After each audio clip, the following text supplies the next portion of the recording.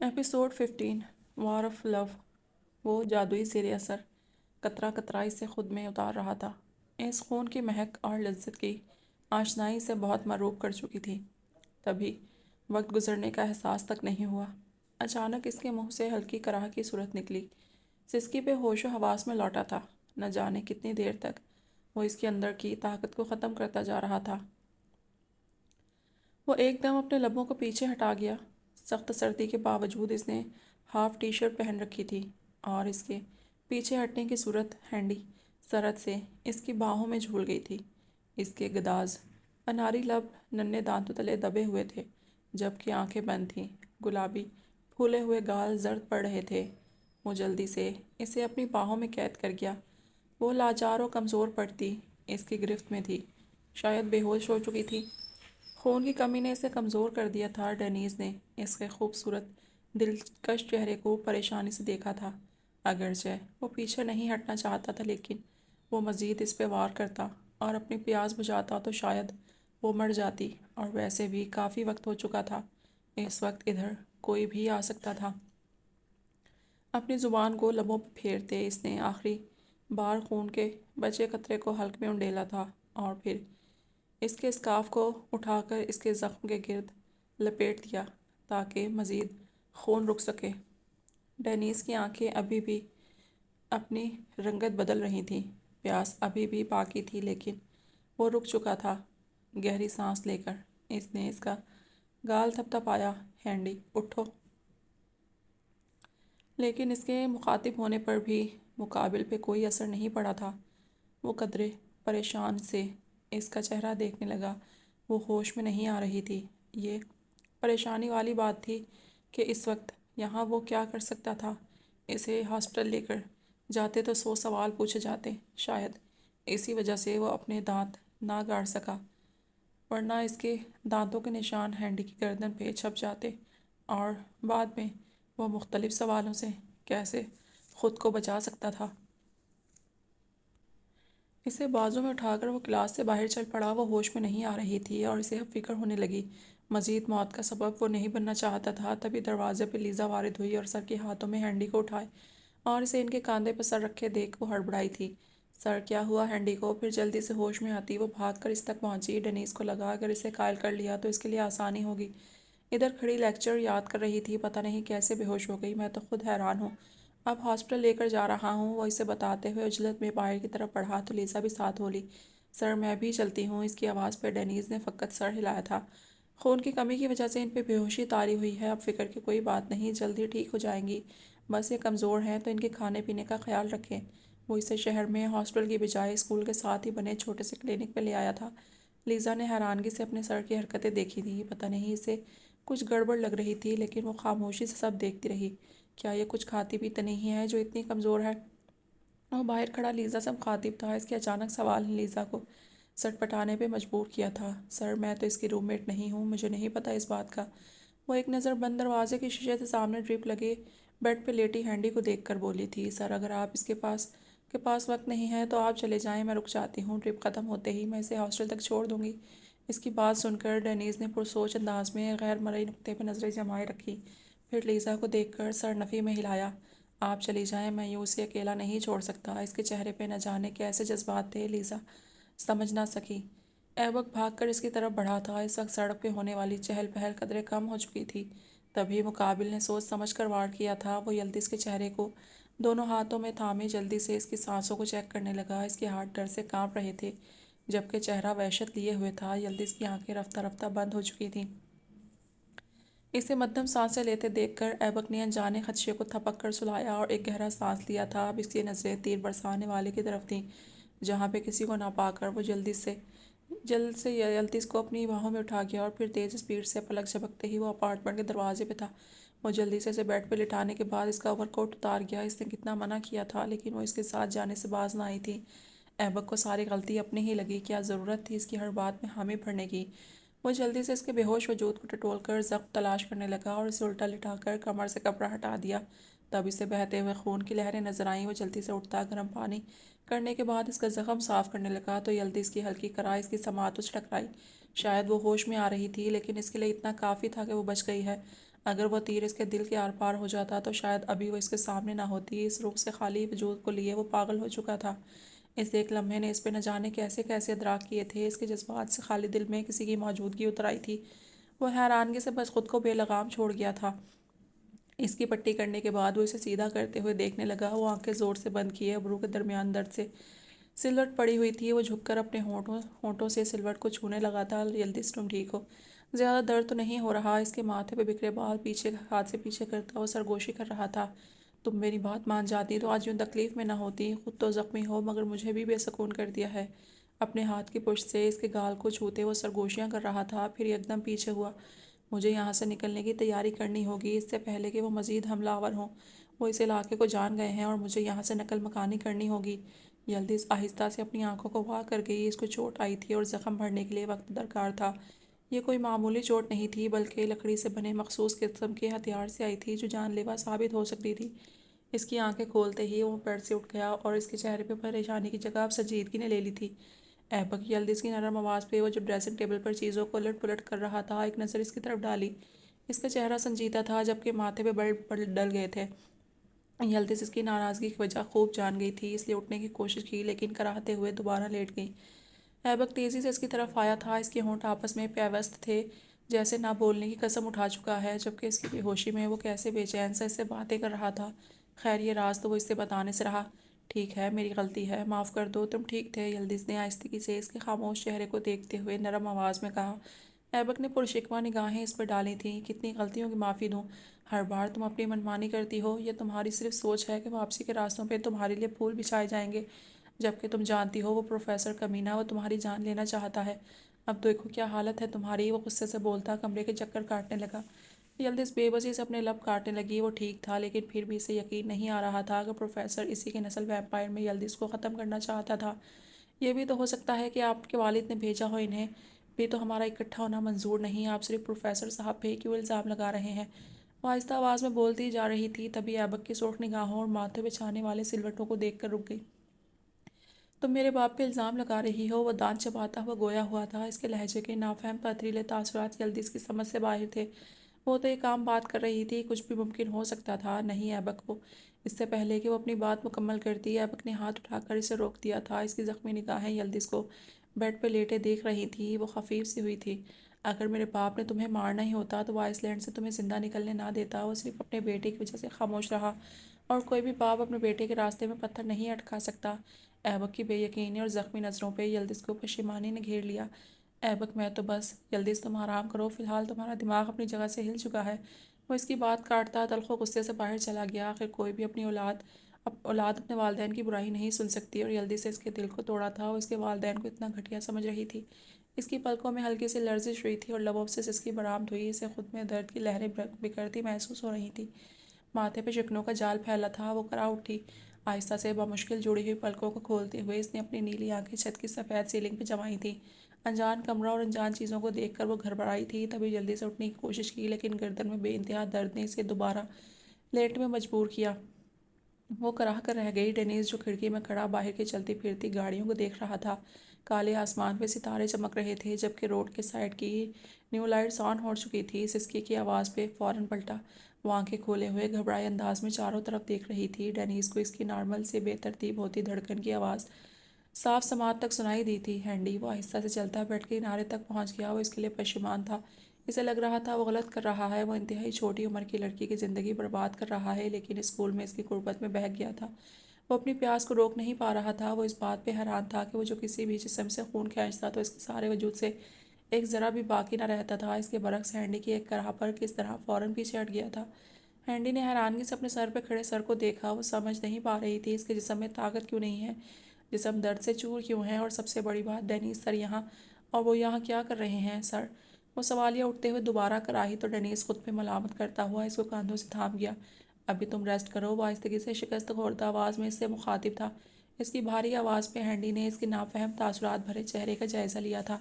کیا ہوا ہے سر، اور ہم یہاں کیا کر رہے ہیں؟ میں تو کلاس میں نہیں تھی نا، اور آپ؟ وہ تھوڑا بہت یاد کرنے کی کوشش کر رہی تھی لیکن اس کے ذہن صاف صفحے کی مانند تھا، کچھ بھی یاد نہیں تھا۔ ڈینیز نے ایک نظر اس معصوم لڑکی پہ ڈالی تھی۔ چند دنوں پہلے والی شاداب رنگت اور کند ناری چہرے پر تکلیف و زردی پھیلی ہوئی تھی وہ نگاہ چرا گیا۔ مجھے معاف کر دو ہینڈی، یہ سب میری وجہ سے ہوا ہے۔ میں تمہیں یوں سزا کے لیے کھڑے نہ رکھتا تو تمہاری طبیعت نہ بگڑتی۔ وہ تحمل سے رک رک کر اپنے الفاظ ادا کرتا، ہینڈی کو ایک پل کے لیے ساخت کر گیا تھا۔ ہینڈی اس کے الفاظ کے معنی خیزی سے انجان تھی۔ وہ کیوں اس سے معافی کا طلبگار ہوا تھا؟ ارے سر، ایسی کوئی بات نہیں، آپ کیوں مجھے شرمندہ کر رہے ہیں؟ آپ کا سزا دینے کا حق بنتا تھا، میں لیسن تیار کر کے نہیں آئی تھی۔ وہ معصوم الفاظ میں اس کی طرف دیکھتی آہستہ سے بول رہی تھی کہ ڈینیز نے زیر لب مسکراہٹ دبائی۔ وہ اس کا خیال رکھتے ہوئے خود کو غلط اور اسے سچا کہہ رہی تھی۔ واقعی انسان بہت معصوم ہوتے ہیں، ہینڈی کو دیکھ کر یہ اس کی رائے تھی۔ اچھا چلو، اب اگر تم ٹھیک ہو گئی ہو تو چلتے ہیں ہاسٹل، میں کب سے تمہارے ہوش میں آنے کا ویٹ کر رہا تھا۔ وہ اسے کہتا ہوا قریب آ گیا۔ سر، آپ نے زحمت کی، میری وجہ سے آپ کو پریشان ہونا پڑا۔ اس کا لہجہ تمام چال بازیوں سے پاک اور انجان تھا۔ ڈینیز محض سر ہلا کر رہ گیا، پھر اس کے قریب ہوتے ہوئے اسے سہارا دینے لگا۔ ہینڈی جھجک کر اس کا چہرہ دیکھنے لگی۔ اس کی قربت پہ ہینڈی کا دل تیزی سے دھڑکا تھا اور سانسیں بے ترتیب ہوئی تھیں۔ میں خود اٹھ جاتی ہوں سر، آپ رہنے دیں۔ وہ جھجکتی ہوئی خود اٹھ کر کھڑی ہوئی تھی مگر کرہ کر گرنے لگی تھی۔ اس سے پہلے کہ ڈینیز کی مضبوط بازو کی گرفت اس کی پتلی کمر کے گرد پھیلی تھی، ہینڈی کو سرد ہوا کا جھونکا جسم کے پار محسوس ہوا تھا۔ ڈینیز ہاف بازو شرٹ میں سرد جسامت لیے اسے کپ کپانے پر مجبور کر گیا تھا۔ ہینڈی کے چہرے پہ تکلیف کے تاثرات تھے جبکہ اس کا بایاں ہاتھ اپنی گردن کو رگڑ رہا تھا جہاں چبھن اور جلن ہو رہی تھی۔ ڈینیز نے نگاہ چرائی تھی جبکہ ہینڈی ہوش میں آنے کے بعد اس کی اپنے گرد مقید مضبوط مگر انتہائی سرد حصار میں ہلکا سا کپ کپائی تھی۔ ایبک نے کمرے میں داخل ہوتے اسے دیکھا تھا۔ وہ خاموشی سے آنکھیں بند کیے آرام کر رہی تھی۔ ایبک نے ہنسکے سے رابطہ کرنے کی کئی بار کوشش کی مگر وہ پتہ نہیں کہاں غائب ہو چکا تھا۔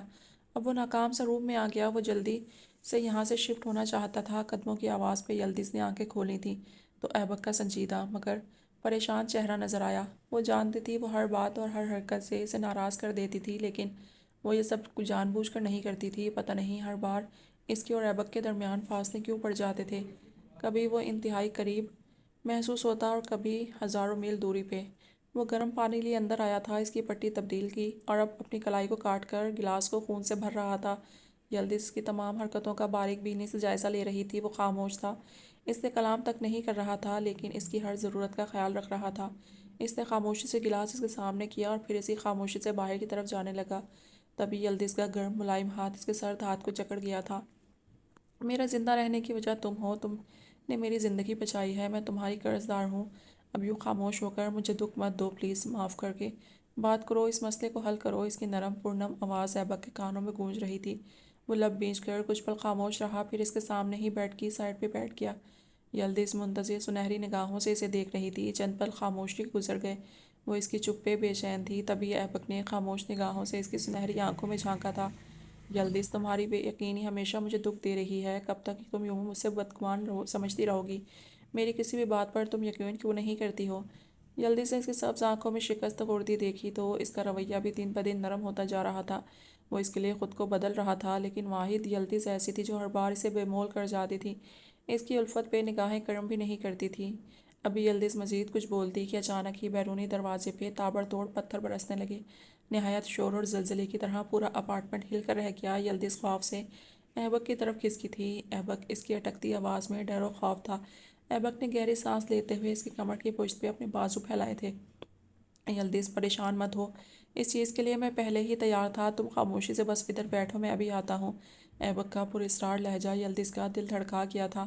نہیں، میں تمہیں باہر اکیلے نہیں جانے دوں گی۔ جب وہ اس کے پاس سے اپنے بازو کھینچتا اٹھنے لگا تو یلدز نے نم زدہ آواز میں اس کی شرٹ کے کالر کو پکڑ کر اپنے نزدیک کیا تھا۔ وہ اس کی نہایت قریب ہو گئی تھی، وہ اسے باہر جانے نہیں دینا چاہتی تھی اس لیے اسے مضبوطی سے اپنے قریب کر رکھا تھا۔ ایبک نے لاچاری سے اس کی پھیلتی سنہری آنکھوں میں معجزن آنسوؤں کو دیکھا تھا اور لب دانتوں تلے داب کر وہ اس کو ریلیکس کرنے لگا۔ کچھ نہیں ہوتا، میں ان سے نپٹ لوں گا، اور ویسے بھی میری غیرت یہ گوارا نہیں کرتی کہ میں خاموشی کے ساتھ اندر چھپ کر بیٹھوں، اور یلدز ویسے بھی ہم کب تک یہاں بیٹھیں گے، آخر وہ توڑ کر اندر گھس آئیں گے۔ میں نہیں چاہتا کہ وہ تمہاری شکل بھی دیکھیں، تم باہر نہیں آؤ گی، خاموشی سے بیٹھی رہو۔ اسے سمجھاتے ہوئے ایبک نے اس کے بکھرے بال سمیٹے تھے اور پھر اس کے ماتھے پہ اپنے بے تاب لب رکھے تھے۔ اس کے وجود کی مہک خود میں اتارتا وہ اس سے دور ہوا، لیکن اس سے پہلے ہی یلدز اسے دوبارہ روک گئی تھی، لیکن اس کے روکنے کا انداز بالکل مختلف تھا۔ ایبک کا دل زور سے دھڑکا تھا اور پھر وہ شوق سے یلدز کے اداس لبوں کا لمس اپنے ہونٹوں پہ اترتا محسوس کرنے لگا۔ وہ رو رہی تھی، خوفزدہ سی، اور سب سے اہم اس کے وجود میں اپنی پناہ ڈھونڈ رہی تھی۔ ایبک کا وجود شاداب کلی کی طرح مہک اٹھا تھا۔ اس نے خود میں اترتے ایسے سکون کو پہلی دفعہ محسوس کیا تھا۔ یلدز کی حرکت کرتے لب اس کے ساخت ہونٹوں کو جکڑے ہوئے تھے۔ ایبک نے اپنی سبز آنکھوں کو بند کرتے ہوئے اس کی شبیہ کو محفوظ کیا تھا۔ باہر کی آوازیں مزید تیز ہو گئی تھی، تبھی وہ اس سے مشکل سے دھکا دے کر وہاں سے تیز قدم اٹھاتا باہر کی طرف بڑھ گیا۔ باہر نکلنے کے بعد اس نے بیرونی دروازہ بند کر دیا تھا۔ یلدز بھاگتے ہوئے بیرونی دروازے تک آئی تھی، پھر سسکتے ہوئے وہیں بیٹھ گئی۔ اس کا وجود درد سے لبریز تھا اور خوف پورے جسم میں پھیل چکا تھا۔ ہم کب سے تمہاری راہ ہی دیکھ رہے تھے، ویسے چھپنے کے لیے تم نے کافی اچھی جگہ ڈھونڈی تھی، لیکن افسوس۔ وہاں پہ تقریباً 50 کے برابر ویمپائرز کھڑے تھے اور اس پہ حملہ کرنے کے لیے تیار تھے۔ ان کے سامنے کھڑے ایک ویمپائر نے خباثت سے ہنستے ہوئے ایبک پہ طنز کیا تھا۔ ایبک کا دماغ گھوم چکا تھا۔ اب اس کو یلدز کی جان بچانی تھی اور اس کا آخری لمس اس کے لیے کسی انمول طاقت سے کم نہیں تھا۔ وہ اس لمس کی پیاس کو اپنے اندر جگائے رکھے ان پہ حملہ کرنے کا فیصلہ کر چکا تھا۔ اس نے یہ پیاس یلدز کی دوبارہ قربت حاصل کر کے پوری کرنی تھی اور اس کے لیے اسے زندہ رہنا تھا، لڑنا تھا اپنے لیے اور اپنے جیون ساتھی سول میٹ کے لیے۔ لگتا ہے تم لوگ وار ولف کو ہلکا لے چکے ہو۔ اس دفعہ مقابلے میں پہلی جیت نے تم لوگوں کو اتنا مغرور کر دیا ہے کہ پچھلے 200 سالوں اور صدیوں کی ہماری جیت کو نظر انداز کر گئے ہو۔ ضروری نہیں تم لوگوں کی پہلی جیت اگلی دوسری جیت ہی کہلائے۔ اتنا جان لو یہ آخری بھی ہو سکتی ہے۔ وار ولف سے ٹکر لینے کا انجام تو تم لوگ دیکھ ہی لوگے۔ ایبک کے سرد آواز اور طنزیہ الفاظ پہ ہنستے اس کا مذاق اڑاتے ویمپائرز غصے سے آتش فشاں کی طرح بپھڑ گئے تھے۔ ایبک نے ان کے غصے سے بھرپور چہروں کو دیکھا تھا، تب اس کا چہرہ تمسخرانہ مسکراہٹ دکھلا کر یکدم سانپ کی مانند پھنکار کی طرح زہریلا ہوا تھا۔ وہ ان پہ اپنا زور آزمانے کے لیے تیار تھا۔ اسے کسی چیز کا خوف نہیں تھا، یہ حوصلہ اس کی محبت نے اسے بخشا تھا۔ ہمارے سامنے خاموشی سے یلدز کو کر دو، تمہاری جان بخش دی جائے گی، ورنہ فضول میں مارے جاؤ گے۔ ان میں سے ایک اور ویمپائر سخت الفاظ میں اسے دیکھ کر آگے بڑھ کر بولا، تو ایبک نے اپنے ہاتھ کو مٹھی کی شکل دیتے ہوئے غصہ ضبط کیا اور اس سے پہلے کہ وہ ویمپائر کوئی دوسری بات کرتا، اس کا سینہ پھاڑتا دل زمین پہ تڑپ رہا تھا اور وہ اچھل کر زمین پہ گرتا ایک لمحے میں ہی مر چکا تھا۔ یلدز کا نام لے کر تم لوگوں نے غلطی کر دی ہے، اب تم لوگوں کی سزا موت ہی ہوگی۔ وہ پھنکارا تھا۔ ایک ویمپائر پلک جھپکتے ہی تمام دوسرے ویمپائرز کے سامنے مر گیا تھا۔ یہ لڑائی کا آغاز تھا کہ وہ پیچھے نہیں ہٹے گا۔ تبھی دوسرے ویمپائر نے اس پہ حملہ کیا تھا تو وہ وحشت لیے اس پہ جھپٹ پڑا۔ تبھی رفتہ رفتہ سارے ویمپائر اسے ہتھیار نہ ڈالتے دیکھ کر اس کی طرف بڑھنے لگے۔ ایبک انتہائی تیز رفتاری سے پلک جھپکتے ہی سب کے سینوں سے دل نکالتا جا رہا تھا۔ اس کی وحشت و غضب کی کوئی حد نہیں تھی۔ ویمپائر اس کے آگے کٹ پتلیوں کی طرح بکھر کر مرتے جا رہے تھے۔ پہلے وہ ایک ایک کر کے وار کر رہے تھے، اب اکٹھا پانچ پانچ اس کے گرد گھیرا ڈال کر اس کو قابو کرنے میں کوشش کر رہے تھے، لیکن اس پہ خون سوار ہو چکا تھا۔ تبھی اچانک چند ویمپائرز نے پیچھے سے اس کے کمر پہ گاڑا وار کیا تھا کہ وہ کراہ کر زمین پہ دھڑام کی آواز پہ گرا تھا۔ اس کی آنکھوں کے آگے اندھیرا چھانے لگا۔ پیچھے موجود ویمپائرز اس کی ابتر حالت پہ ہنسنے لگے۔